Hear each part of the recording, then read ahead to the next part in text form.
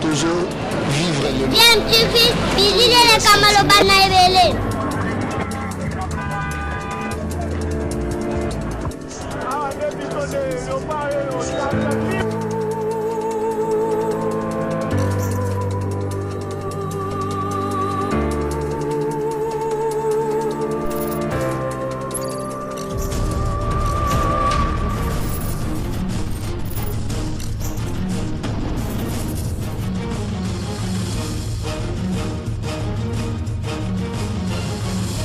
DMTV toujours en avant. DMTV mbote nabino esengweza toujours na ngambo na biso poto ebike boza ebele o boza kolanda chaîne YouTube nabino DMTV. DMTV boebi ememela rabino ba masolo kaka ya actualité hein et mingi actualité boebi kezali dominé par championnat d'Afrique des nations CHAN Cameroun 2021 Cameroun 2021 oyo ekomi bololo CHAN wana ekomi bololo na ndenga mukete to ebite soki to melaki Congo bololo avant to kende to ndenge nini mboka o eza ko respecter ba geste barrière ba mesure nyo surtout parce que tozali na moko ya ba médecin moko ya ba virologue bazali ko landela pena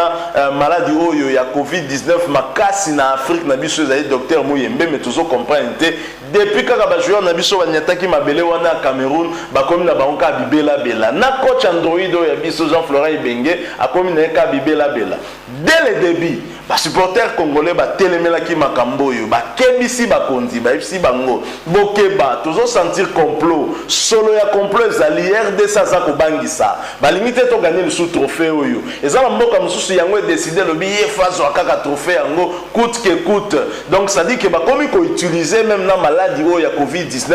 pour ba affaiblir ba lembisa biso ba meki yango na premier match ba zui titulaire le rôle Isama Mpeko arrière droit avandi ba bloqué au Covid ensemble na 4 joueurs mususu c'est le rôle 5 Juma Shabani abibi batala bojuna Juma Shabani pe akangi lisusu mpandi wana ya couloir RDC mboka ba talent mboka ba fali pupa mboka ba Inosbi mboka ba maestro Fabregas mboka ba Milia Belle mboka ba Chalamwana talaka mboko talent la moko te talent la belé alors République démocratique du Congo abundi match à liboso contre Congo Brazza malgré l'absence logo ya Philippe Kinzumbi logo ya Isama Mpeko capitaine de l'équipe Oyo to kangi peut to gagner match wana contre Congo Brazza ba lembitin ba suki wana te to comme na deuxième match to beta contre Libye 24 heures avant match, parfois quelques heures, moins de 24 heures avant match, résultat Bimini Soussou. Cette fois, Bazu pendant coach Android Ibenge. Là-bas, Matampi, gardien titulaire équipe nationale, vice-capitaine et équipe Oyo. Là-bas, Bapemsi Bango 4 joueurs. Bakomi combien 9. Tosugi Wanati. Tobeti quand même contre Libye, Libye a kanisa ka olonga biso bo ndombo le soir oyo Amédée Massasi autaki nango awa na centre ya Kimbondo oyo ya Vita Club amemaki ndombo na ekuna na Cameroun akeko bimisa nka na Cameroun po azaki na ndombo là depuis Tanzanie mais la Tanzanie utilisaki yango te ayiko utiliser ngo na Cameroun Libye comprendre te arbitre nga siffler ba bise zela bia sukezoya allez 3 minutes il y a un temps additionnel alors que ça aurait pu être même 6 quelques secondes voilà kaka bakisi yango moi touche yasuka luzolo abwaki bango moko ba sambourir na bango ba libyen allez écoutani nanani Amédée Massasi à la beti bango ta égalisation bazon di makaka te batali wa bi équipe oyo na monito bakisa lisuka dose ya ba joueur ya Covid wala deuxième match to yambisi Nathan Mabuki troisième gardien équipe nationale. Pour deuxième gardien, Zalango, Mukumi, Guy Serge, Oya, Football Club Renaissance. Il y a des gens dans ma tempe, il va payer Misaki Bango, tout ce qu'il y a des gardiens. Voilà, Nsia di Mungusi, Badjo, Naba, il y a match à Mabuki. Allez, tous les Kiwana. Tu es comme la troisième match contre Niger, Wana, pendant des Sika, Baeko, l'Axabiso, Siko, que Bino Bozela. Toujours barré Bino contre Niger, Bolongwakaka. Tu es basé sur 3 joueurs. Bas joueur, qui consale à moi, match comme Lenga, 15 minutes de la fin un match à Libye, Ricky Toulenge na William Likuta, Bango Pelsu Bazu Bango là-bas, Bapesi Bango sous Covid-19, Baeko Bakisa na Nathan Mabuki to tkali na gardien moko. Malgré ça, tu gagné Niger 2 buts contre 1. Toyebaki na biso ke contre Cameroun lokola tozokutana na bango babimi deuxième na poule na bango Mali premier, biso koto tobimi premier liboso ya Congo Brazza bandeko na biso ya en face. Toyebaki ke baka Covid bakisama ngakutu na zaro zela masasi za la premier na liste wana. Alors tokomi sikoyo na match yango oya Cameroun au Betama lelo samedi 30 janvier 2021 ndenge kaka falaki tozela hier vendredi sangongo ekokoya lokola kake na matoyi ya bakongolais au 13 joueurs bakangi bango positif na Covid-19 siko erreur oyo ba tricheur basali lobi lango Théobald Binamungu coordonnateur ya ba équipe nationale na République démocratique du Congo et lobi lango ye ba tricheur baye kozwa ibenge o jeudi abimaki négatif baye kozongisa ye positif vendredi ata bino moko moi deux amaele zalaka omoni menté il en restera toujours quelque chose baye okangama mututu a comprendre ce que ça suspect alors que ba Thomas animateur moko ba animateur makasi ya mboka na biso ba telemelaka déjà makambo dès le début ba bisina ba président na biso bo fungola misu balalaki docteur Mbungu waza docteur na kati équipe nationale yepe nande tozo telemela po ayaki kutu na ba discours moko ya kolobake ba test wana salamaka na supervision ya ba expert à OMS ba expert comme si ça exclut la corruption na kati ya batuana allez dit vous nous prenez pour qui hein ceux qui organisateurs ont en influence makasi po d'abord test prélèvement ça na ba expert à CAF d'accord nous sommes tous d'accord sikoyo ba test wana sama na labo nini ya OMS to sama na labo ya ba hôpitaux camerounais franchement soyons sérieux docteur Mbungu finalement au révacatoni hein on naïf alors biso na équipe nationale tous a besoin il y a médecin moko pour comprendre ba enjeu ou pour yeba pe yemoko déjà comme ça la vraiment contre expertise na pour so ça la ba test bien avant alngala za na ba résultat tant wana ngai bimangalo ba il faut tout ça contre expertise pour yanga pesa ndé mususu mais non yo oza ko corroborer ba résultat ya bango salamaki alors mutu mususu ba congolais ba comprendre attitude na yete oyo même ba ndeko mususu ya ba africain tant on discuter la bango yo congolais zo milela lela ozo lela lela te ba ça biso complot ba ozo ça biso batu ba bi oh maintenant il y a président en CAF actuellement batu batalani totalement mais Constant Marie moi na mboka président de la Fédération congolaise de football association yende motazo sala intérim ya Amado bataki pembeni na FIFA suspendre boyebike azali na problème moko ba masolo moko neti ba corruption blo mo ba genre wana Constant Marie azuni ngwende wana vandi président ya CAF comment moi na mboka na bino azali président fédération na football yende président ya CAF actuellement pe bino bolela lela au complot ba congolais ba komi pe kotela Constant Marie mais zandenge nini mata bino moko Constant Marie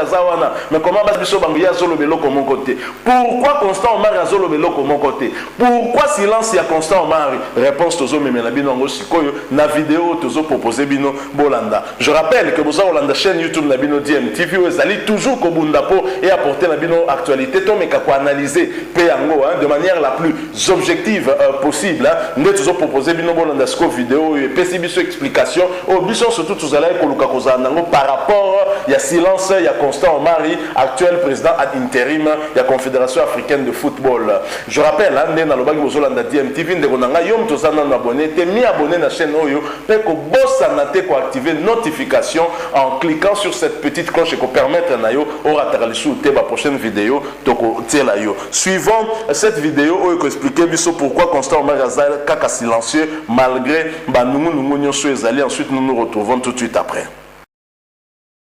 Un nombre belé à pas positif. Alors il est mal placé parce que le rôle a président à CAF a couru que réagir. Pour ce qu'on réagit, le bagage à Kenini a côté la boca à Senga qui n'a pas organisateur qui est pas que la vie sur clinique moko est privé.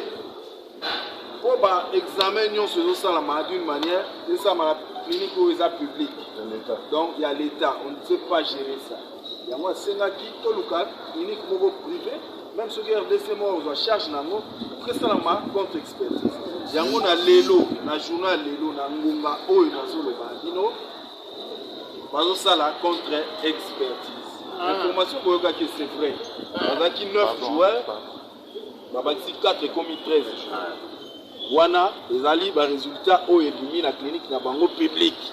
mais si ko biso pe to telemi to lobi non il faut tout ça là contre expertise yango na ba ici na biso ba bi to la contre expertise ça m'a dit si pourquoi je crois qu'il va 22h 23h ou au plus tard, Tilobi Natongo, nous aurons la vraie information pour que Bisso Siko Yoto réagir. Pour trop c'est trop. Yango Tolobi, to Zelanan. Quand nous sommes attention à Bisso Mata, pour pas avoir raison, non, voilà, pour pas faire mon boulot. To Zela, to avoir information, au Yekouta, la clinique aux privés. Nangonga, oh, bah, ça la compte expertise. Donc ça ne sert à rien, Chama Kelele, Aroganga, pour rien. Tous à la calme, tous là. Je crois d'ici 22h minuit, ou au plus tard, Lobi Natongo, Lozala, c'est. Voilà information on appelle ici. Voilà, nous sommes de retour. Boti Kolandabi, nous devons comprendre que la vidéo, on a une explication pourquoi Constant Omari Azali Azam silencieux par rapport à la situation. Position Constant Omari est une position difficile parce qu'en même temps, Azam président de la Fédération Congolaise de Football Association, mais en même temps, a commis président, il y a CAF, puisqu'Azaki premier vice-président à CAF, Lokola, Amad a commis Pembe, ni Mouto Yaki Simanayo Kokai Kosal Intérim, Zalaïka Aye, Ndazo Sal Intérim. À se retrouver dans la situation où Koki Kozala juge est parti. Et donc, pour la juge est parti, te Sengel Naya Zala Moussika Makambouana. Néanmoins, Ayebaki quand même Kopé sa moi Mouké ma instruction na délégation na biso pour Koyeba Lolengeni Tokoyi Kosala, ne serait-ce que Nenge to contester, ba test Wane Salemaki d'abord, P Kokende na contre-expertise na clinique Moko, ça dit que ba prélever ba joueur mais sukoyo ba prélèvement on a ba examiner yango na hôpital ezali ko sala yango liboso te ba changer ba kende na hôpital moko ezali privé en espérant que kuna Moussale Salema de la manière la plus impartiale possible pour ba résultat ko bimé à l'accepter par tout le monde. Je rappelle déjà Tolanda qui Dixon ya azali moko ba journaliste azali sur place à l'Obaï qui est délégation locale à Libye ba douta ki pe na ba test msou ba sala ki bango bimisa 4 joueurs positifs pe ba ki ko senga contre expertise ba et nombre des acquis réduit na 2, c'est dire qu'il y a eu quand même des sérieux problèmes. Peut-être que zali ba problème moko lié na prise en charge il y a maladie o ezo sala mamala monter peut-être que ba Camerounais ba la qui mieux préparé pour na ko gérer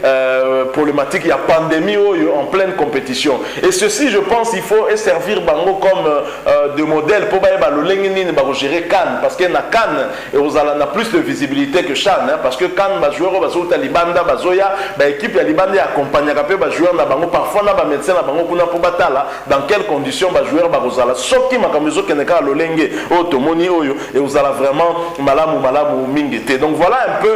raison oyo sali que Constant Maraz à la silencieux. Je pense que c'est une raison valable. Néanmoins to sentir que azali même moral na équipe puisque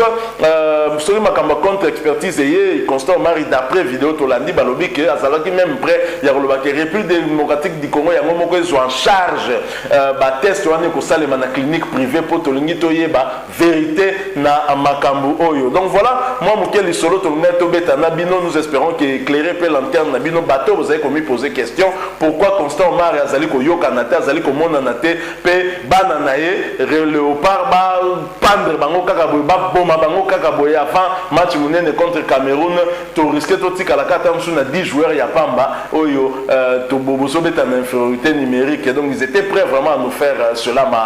mawatro football africain ko évoluer ndeni na babiloko aboye pe au monde implication à Samuel Eto'o hermoto zo tala ngona moi loupa to solo la to lobo ndire zakaka patriotisme to ndire moi makamususu pe ezali na kati meto solo ngo ata prochainement auto beta ndinga entre biso ezama solo ya akati soki bo sepeli botike la biso like mais mingi boye ba kotike la biso pe ba point de vue na bino ba pronostic pe parce que match est dans quelques heures et puis boye ba pe ko